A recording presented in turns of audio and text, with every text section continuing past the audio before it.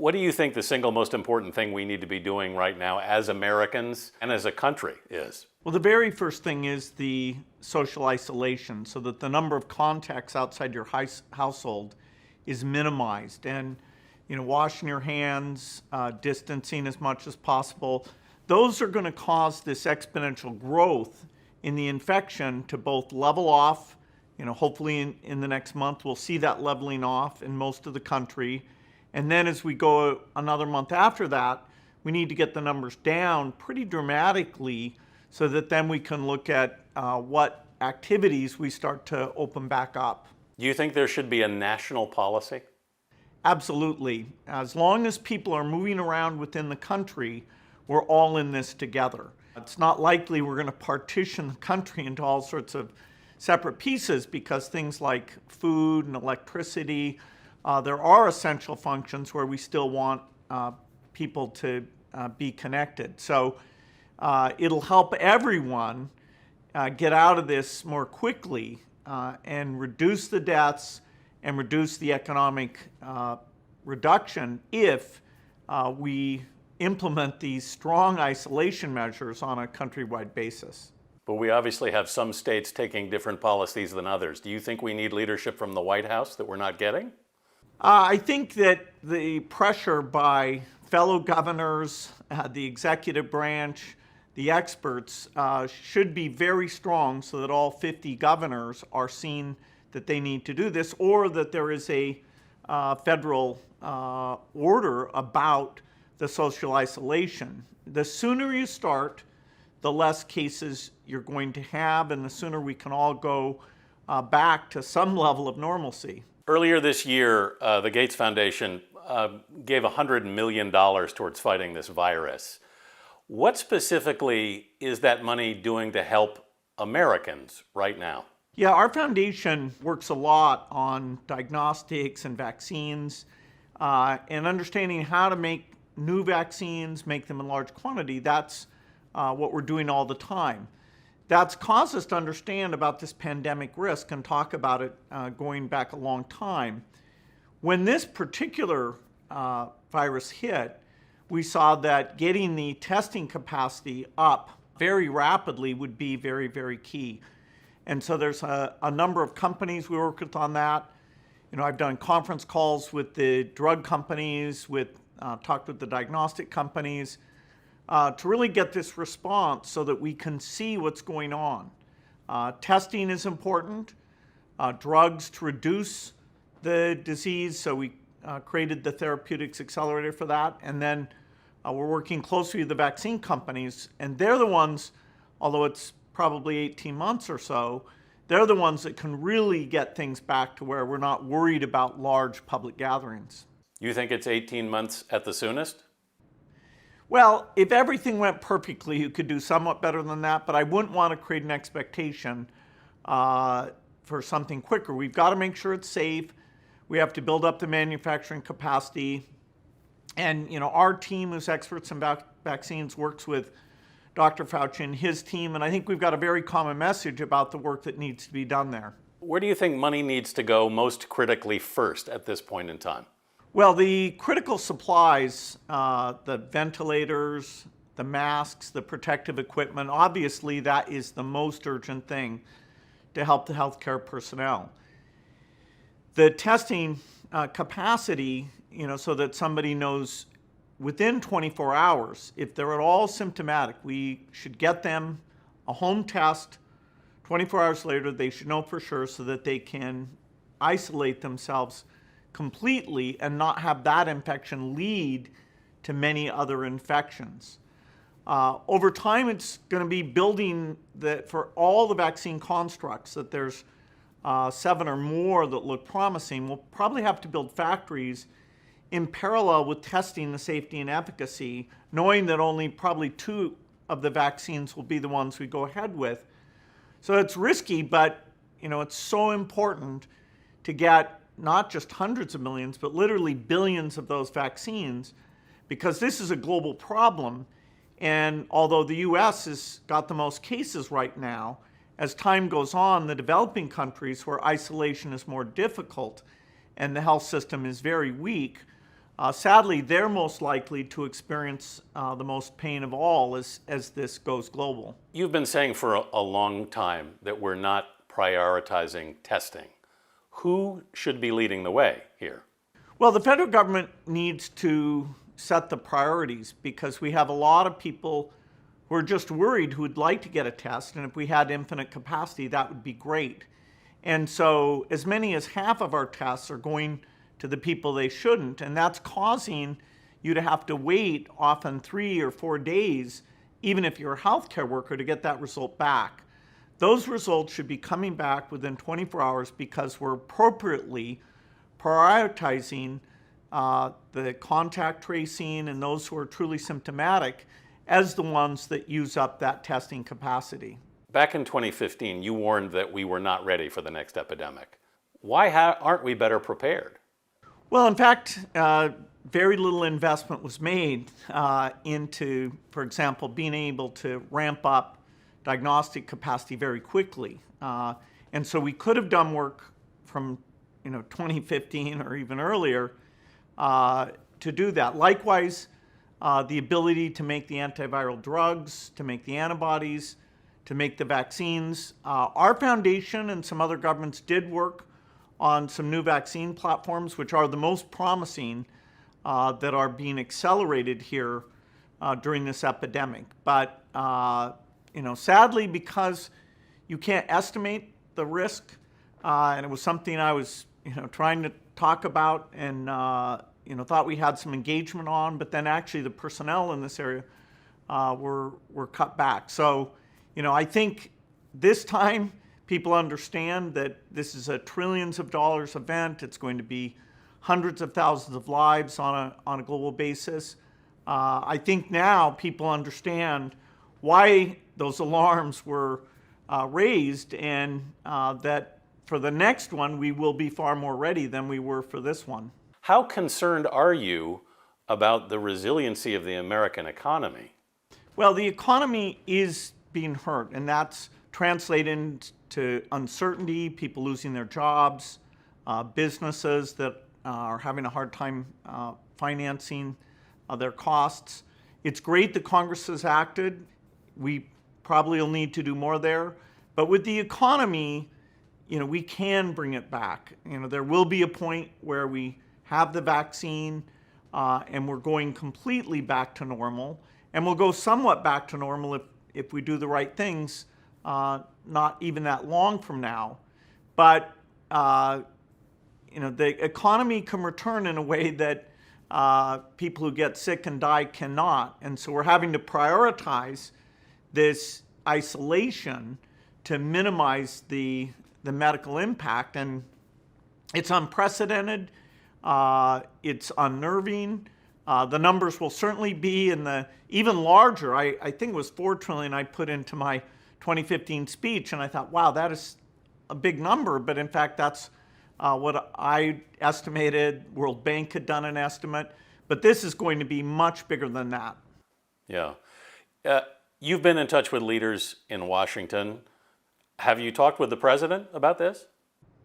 I've not talked directly to the president. Our foundation is trying to be as helpful in a very constructive way as possible, and that's why I've talked to the head of the pharmaceutical companies.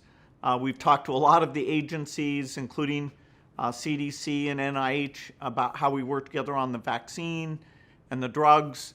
Our foundation works so much in these areas that we're pitching in to accelerate the solutions in a cooperative fashion. So immense dialogue, all being done on a digital basis.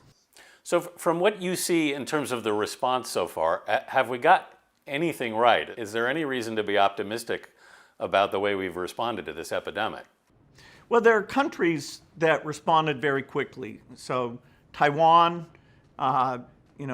realized very early on what needed to be done. South Korea ramped up their testing and did the prioritization, so you're getting those tests back quickly. China dropped the number of cases so dramatically that they are starting to open up. Now, you wouldn't say they're back to normal, right? But they, that's a very good sign that if you take strong measures, which we're not as strong on a countrywide basis as they are. But the fact that now they can have the factories run, have kids going back to school, that's kind of a model and very hopeful.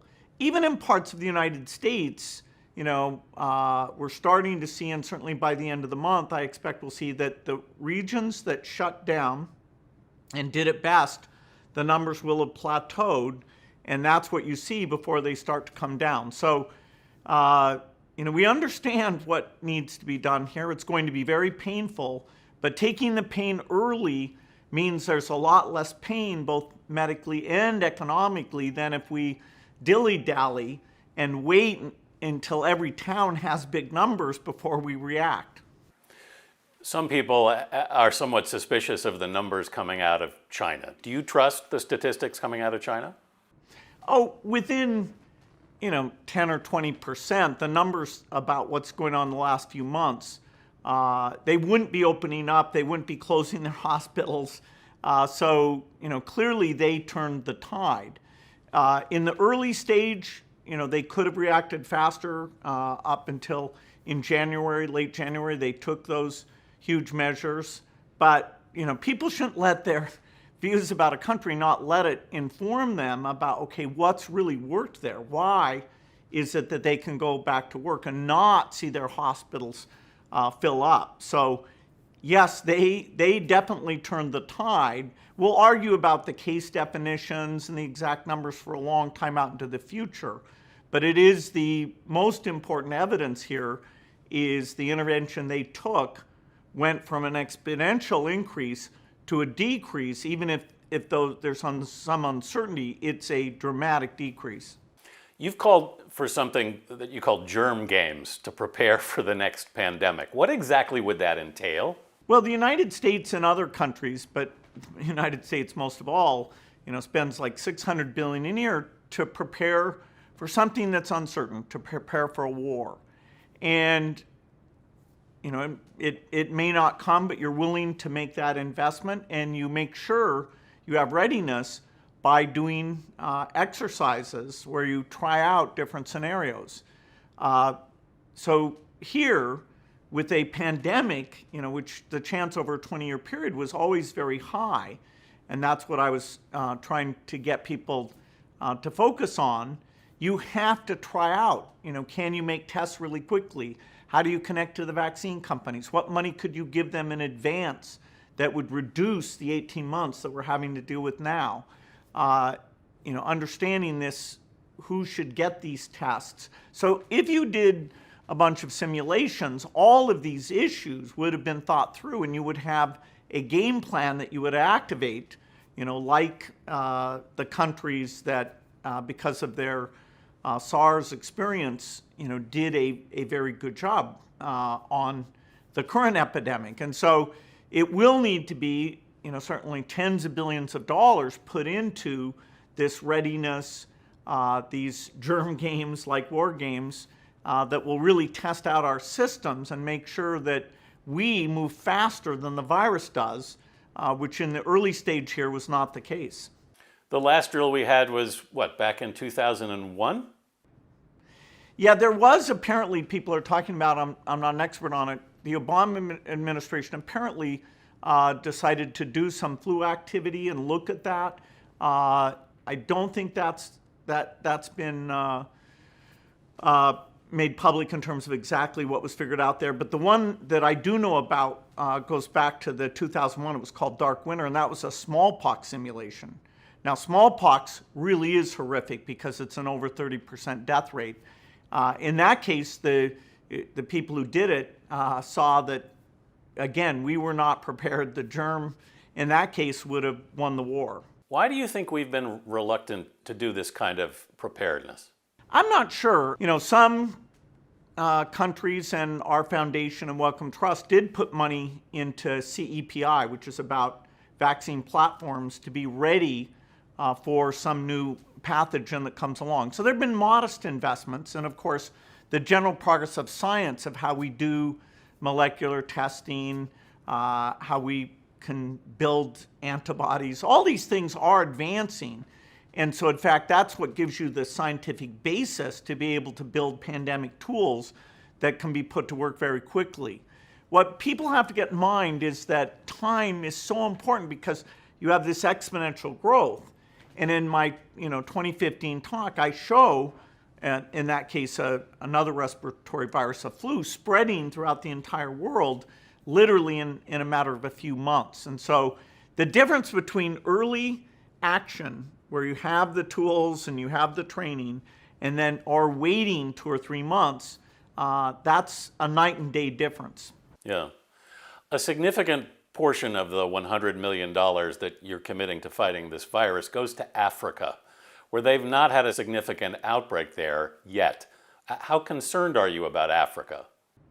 I'm very concerned about Africa and all the developing countries. As you say, the number of cases is not large yet. Now, that's partly because their capacity to test is very limited. The number of these PCR machines they have is far less than the United States, which actually has by far the most. And their ability to social distance is limited.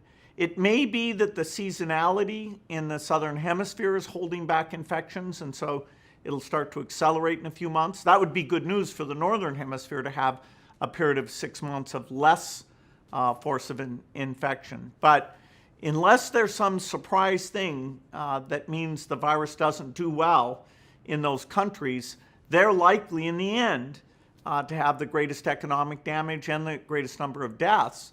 And we should care about that as humans. We should also care because we need to get rid of this disease from the entire world to avoid the chance that you get reinfection coming back into countries who've already gotten it down to low levels. As much as you looked at the potential of a pandemic occurring, is there anything that's really surprised you about what's happened in the case of the coronavirus? I thought we would respond a bit faster. Even for me, who works in this area, though, the idea of what we're doing, how we're having to change the economy here in order to drop the number of cases, it's really unprecedented. And we're kind of in uncharted territory about how we minimize the pain. Even the issue of once you get the case numbers down, there's a lot of dialogue between our foundation experts and the government now, but what does opening up look like? Which activities like schools, have such benefit and can be done in a way that the risk of transmission is very low? Yeah. And which activities, like mass gatherings, may be, in a certain sense, more optional. And so until you're widely vaccinated, those may not come back at all. So how long do you think this is going to last? Well, I believe that by the end of the month, I hope we see the number of cases plateauing in the United States. The numbers will drive the actions we take. But for places that do the shutdown well, you should start to see that peak. Then, if you go another 4 weeks, those numbers will come down quite a bit if you maintain the measures, if you're not getting lax in those things. And then you can get it to a low enough level that the ability to test and trace contacts of the remaining people will be very, very high. And so some degree of opening up is possible. I've said 6 to 10 weeks, but again, every week as we look at those numbers, it'll help us see how much longer we'll have to be in this really extreme mode where we're not out and mixing around. Yeah. So you're talking about midsummer probably at the earliest, where things are kind of feeling like normal again? Well, I'd say for the places that started early, I do see that by the end of May, they could have very few cases. But it'll be tough if we have other parts of the country that we're still mixing with that have a lot of cases there. And so, lots of testing to get us those numbers so we can make these judgments well. Strong response throughout the country. Those are the two things that would tell us, hey, is May going to be the right time at the end of May? The seasonality of the virus, which we're still not sure about, nobody wants to promise that that's there to help us. That could, as we're getting into spring and summer, help reduce the number of infections that, for things like flu, other respiratory viruses are a big deal. And so the data is going to be key, and as we do the testing in the right way, that data will be very, very solid as a guide to what the next step is. How do you prioritize who gets tested? The key for testing is health workers, people who have essential jobs, contacts of people who are tested positive, or people who have the symptoms. People who are just worried and don't really have the symptoms, unfortunately, are a lot of the tests going on right now. Until we're super ramped up, that should not be using up the critical capacity, so we can get to under 24 hours the results to all of those very critical people. Some of them, we have machines, only a small part of our capacity that's even faster. So like the healthcare worker should be getting an answer in more like an hour with the quick turnaround machines. Today, many tests wait about 3 days, even the really urgent ones, and that's unacceptable. You've not only studied pandemics, you've also run a major American company, which is, you have two credentials most people don't have together. What do you think the prognosis for the American economy is? How long do you think it will take for it to come back? Well, the economy will come back.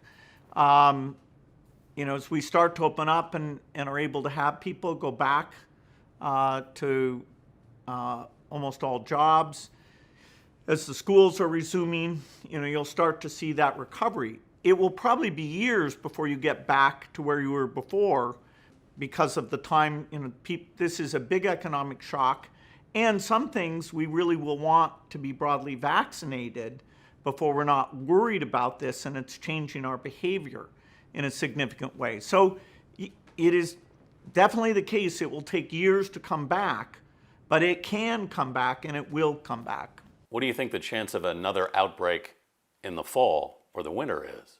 Well, we'll understand the seasonality of the virus within a few months. That is, we'll see are the infection levels in the southern hemisphere going up. We'll see if the force of infection here goes down. And so it would be very good if this virus was seasonal, because the northern hemisphere, where most people live, it would buy us a 6-month period to really get our act together in terms of masks, diagnostics, protective equipment, understanding the drugs that can save lives here, and a lot of progress on the vaccine. So, we're all hoping that it's more like flu in its seasonality, even though, as you say, when the fall next comes, you better not have relaxed. You better be ready for that force of infection to go back up. Is life ever going to be the same, do you think? Not for some time. I mean, everybody who's lived through this will view this as a dramatic, scary part of their life, and it will affect, their concerns and how they look at things for the rest of time. Should it ever be the same? Should life ever be the same? Well, if we had been prepared, then it wouldn't have become this huge dramatic thing. And there will be, not a lot, but some countries like Taiwan that it appears, won't have to go through this kind of shutdown because they were so good at seeing the cases coming into the country and contact tracing and testing with really quick results what was going on there. After World War II, things were never the same. We dropped nuclear bombs. So the vigilance and the investment and using the best science to be ready for one, then there will be another one. We can't say when, but if you take a 20-year time period, it's a substantial risk. But the idea of big public gatherings, I do believe once we have the vaccination, then the kind of fears and the change of behavior around that, it could definitely be pretty close to where it was before this started. Mm-hmm. Do you think we're going to think about pandemics differently from now on? Well, that is for sure. There were a few movies, they weren't that popular about this, and to make them at least a little bit popular, they usually had some miracle happen at the end where some hero, invented something and boom, everything was back to normal. No, the awareness of this is a threat, and probably the biggest threat to kill tens of millions of people. That will be permanently embedded. So this time I do think we will get ourselves ready for the next pandemic. Have you had any trouble getting adjusted to social distancing at home? Yeah, I find it so disconcerting to wake up every morning and think, well, that was a strange dream I had, and then say, oh my God, yes, look, there's no traffic on the bridge, and oh yeah, my first meeting is on that computer screen, and my second meeting's on that computer screen, and and somebody's going to leave some food, but I won't see them. This is super dramatic. I use computer screens a lot, and I think about pandemics a lot, and even so, I can hardly believe we're in this situation. Mm-hmm. It is. And every day it's different, isn't it? And yeah, and we need to orchestrate the numbers, the science, the innovation, and we need to do it very, very quickly. And there are amazing health workers and scientists rising to the occasion here, and thank God for that. One last question. Ultimately, did the federal government fail on being prepared for testing? Well, I'm sure there'll be lots of postmortems about, why before this hit, didn't we do more? Why, right when it hit, didn't we do more? Right now, I think it's most important to be looking forward and saying, are the number of tests growing? Is the speed which they come back less than 24 hours? And are we testing the right people? We're still not there, and so let's get that fixed, and then we can, maybe a year from now, do the deep postmortems. Bill Gates, thanks very much for being with us. Please stay healthy. Thank you.